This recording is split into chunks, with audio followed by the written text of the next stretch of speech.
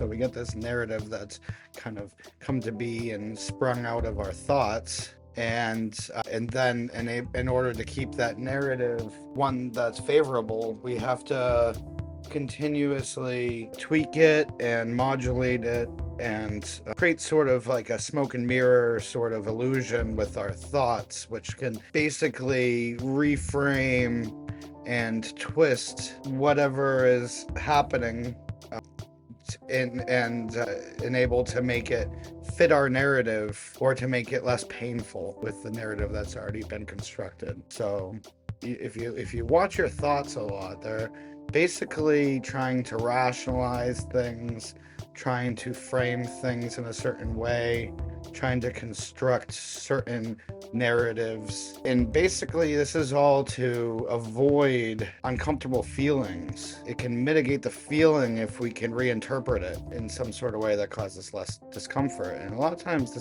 it's kind of weird because a lot of times we're doing this, it's a fantasy, but also the narrative that's there to begin with, that we're trying to tweak things to accommodate for, is also a fantasy. So it's kind of like a fantasy within a fantasy, you know. So we're basically trying to keep our little bubble, our little fantasy going. We construct the fantasy and then we try to maintain it with our thoughts, because without that fantasy we don't have an identity. Our identity is constructed out of kind of fantastical thoughts, beliefs and ideas and notions. So counterintuitively, instead of trying to manipulate with our thoughts, if we can learn to just sit through those uncomfortable feelings, then that's where we can be more aligned with at least the consensus reality, the bubbles that everyone else is living in.